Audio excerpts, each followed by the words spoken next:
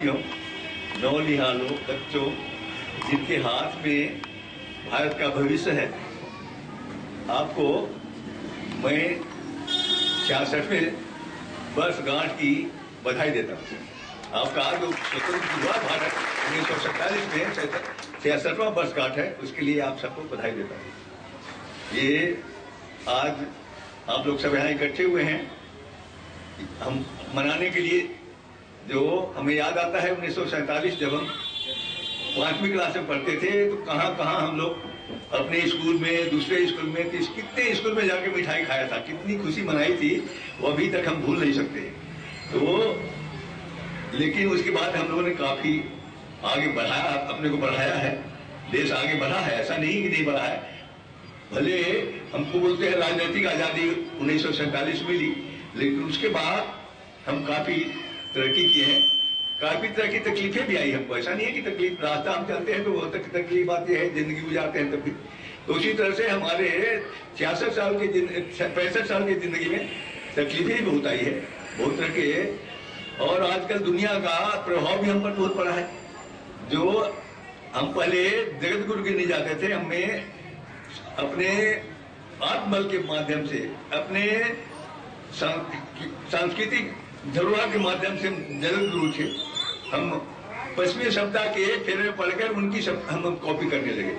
तो हम लोग को यही हुई, आर्थिक रूप से हम तरक्की किए हैं और सभ्यता की तरक्की हुई है, लेकिन आध्यात्मिक रूप से हमारा जो है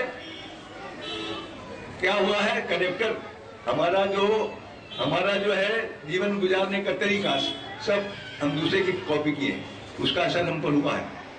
लेकिन वास्तव में दुनिया उसको अगर फॉलो करेगा वेस्टर्न सभ्यता को, तो दुनिया रसातल में चली जाएगी। देखा आपने आजकल क्या हो रखा है, आजकल ऐसा हो रखा है, वातावरण पश्चिमी सभ्यता के फेर में इंडस्ट्रियलाइज हुआ पूरा विश्व, और उसका असर हुआ कि वायुमंडल कैसा हो गया। हम एक दूसरे को मार काट के लिए तैयार रहते हैं। एक अमीर देश है दूसरे गरीब देश को सताना चाहता है। देख रहे हैं कितना हो रहा है, मारकाट सब कुछ हो रहा है, और बहुत तरह की चीजें हो रही है जो नहीं होनी चाहिए।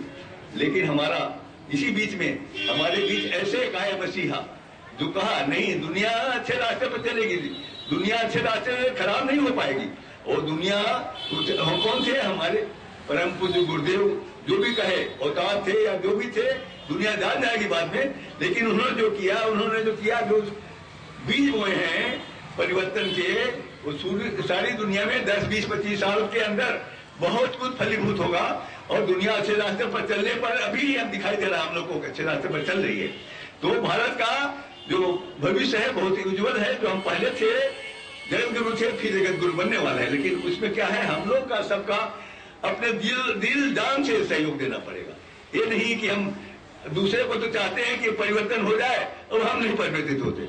तो हमारा जो नारा है, हम बदलेंगे युग बदलेगा, हम सुधरेंगे, इस पर हम लोग को ज्यादा ध्यान देना है।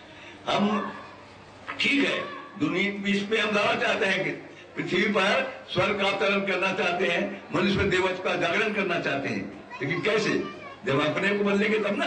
तो सबसे पहले हमको यही नारा है, हम बदलेंगे युग बदलेगा, इस पर हमको ज्यादा ध्यान देना है। इतना मैं संदेश देना चाहता हूँ। ये समझते हैं कि हम यही समझते हैं कि आप ये काफी होगा, इसी 2 नारों को अपने जीवन में उतारेंगे तो आप देखेंगे हमारा देश बहुत आगे बढ़ जाएगा। जय हिंद।